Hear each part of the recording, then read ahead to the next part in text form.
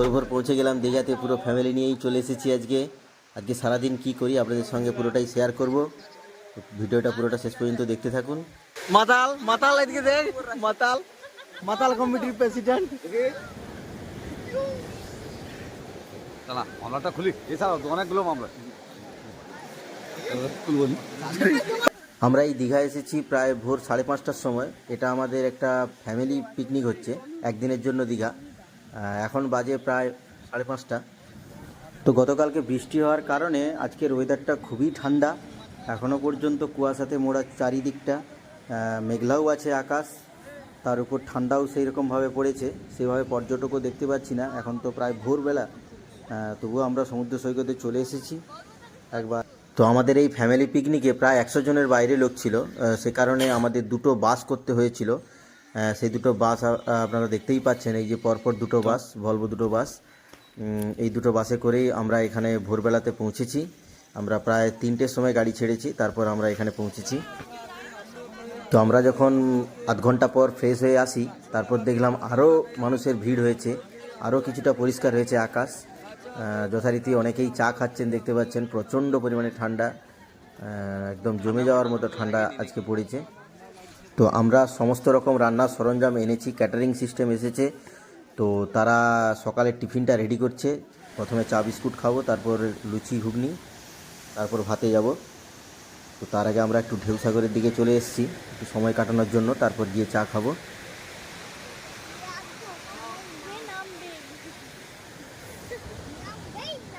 তো যেহেতু এটা ফ্যামিলি পিকনিক, সে কারণে আমরা ওদের ভিডিওটা দিতে পারছি না। তো আমাদের হালকা টিফিন করে নেওয়ার পর আমরা বেরিয়ে পড়লাম উদয়পুরের উদ্দেশ্যে যাওয়ার জন্য। আমি আছি এবং আমার ফ্যামিলি আছে, এবং আমাদের সাথে রয়েছে আরও একটি ফ্যামিলি। তো সেখানে পৌঁছে আপনাদেরকে দেখাবো সেখানে সমুদ্র সৈকতটা কেমন। তো চলুন আপনারা দেখতে থাকুন ভিডিওটা শেষ পর্যন্ত। ভালো লাগলে অবশ্যই একটা লাইক করবেন, এবং please subscribe my YouTube channel.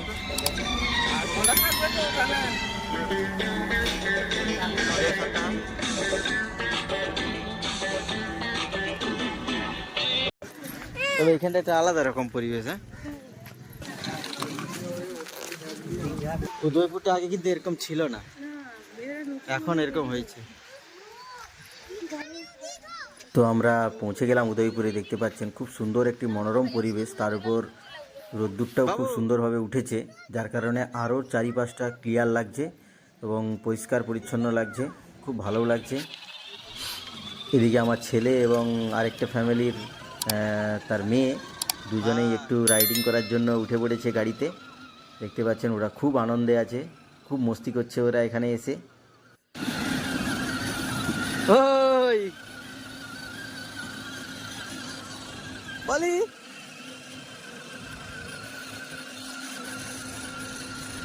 ঘুরাও, এদিকে ঘুরাও, এদিকে ঘুরাও, একটু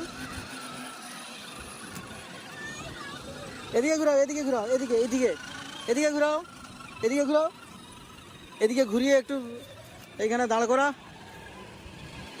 আরো এদিকে, আরো একদিকে দাঁড়া, ছাড়ো।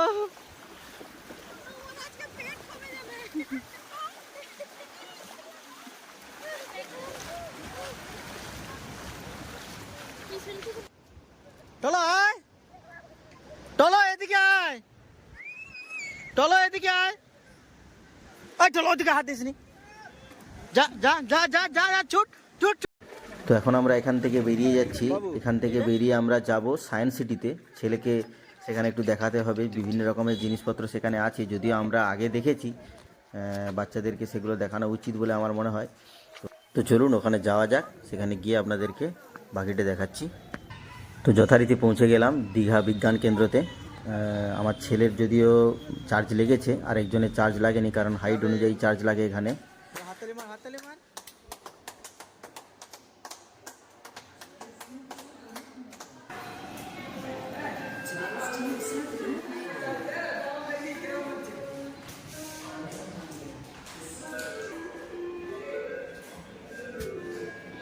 বাহ, ম্যাজিক মিররটা তো ভালো, এটা কাজ করেনি, এইটা কাজ করতেছে।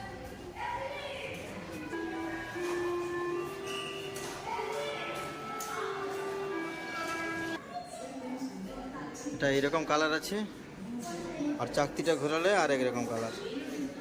বাহ বাহ, হলোগ্রাম।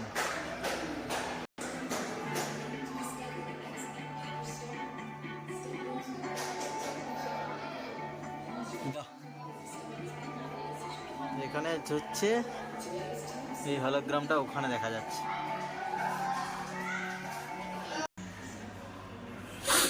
তো এই জায়গাটা আমাকে খুব ভালো লেগেছে। দেখতে পাচ্ছেন আগে মানুষের যে পর্যায়ক্রম কিভাবে হয়েছে, আগে মানুষ কেমন ছিল সেগুলো এখানে তুলে ধরা হয়েছে।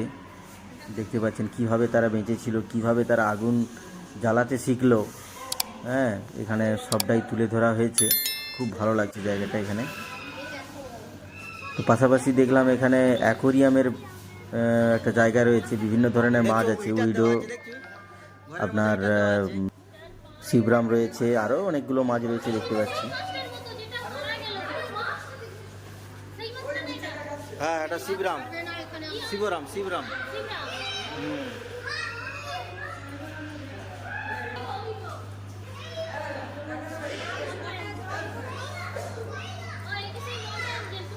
হ্যাঁ হ্যাঁ হ্যাঁ।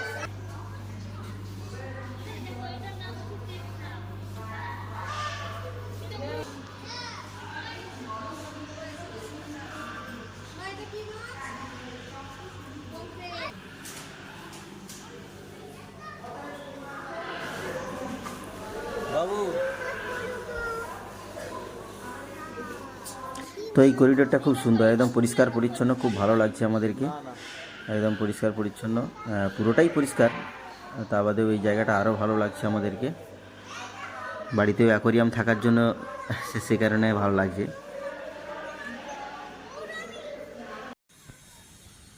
তো সায়েন্স সিটি থেকে বেরিয়ে আমরা বাইরে চলে এসেছি। চারিপাশটা আপনাদেরকে দেখাচ্ছি, খুব সুন্দর লাগছে। বিশেষ করে রোদ্দুর থাকার জন্য, আকাশ পরিষ্কার থাকার জন্য আরও ভালো লাগছে জিনিসটা। সেরকম যদিও এই মুহূর্তে দীঘাতে ভিড় না থাকার কারণে এগুলো প্রায় খালি। ওইদিকে আমার ছেলে দোলনাতে দুলছে, দেখতে পাচ্ছেন। তো এখান থেকে বেরিয়ে আমরা চলে গিয়েছিলাম আমাদের বাসের কাছে। সেখানে দুপুরের খাওয়া দাওয়া কমপ্লিট করার পর আমরা বেরিয়ে পড়েছিলাম একটু মোহনার উদ্দেশ্যে। যদিও আমাদের ডেস্টিনেশন ছিল অ্যাকোরিয়ামে যাওয়ার জন্য, অ্যাকোরিয়াম প্রতি মঙ্গলবার বন্ধ থাকার কারণে আমরা যেতে পারিনি। সে কারণে আমরা চলে এসেছি বর্তমানে মোহনাতে। আমরা এখন পৌঁছে গেছি দীঘা মোহনাতে। দেখতেই পাচ্ছেন খুব সুন্দর একটি ওয়েদার, আর ঠান্ডা খুব পড়েছে। এখন একটু আংশত মেঘলা আছে, তা বাদেও খুব ভালো লাগছে আমাদের।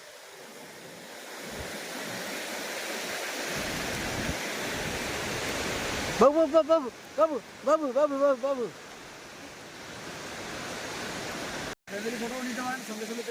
না,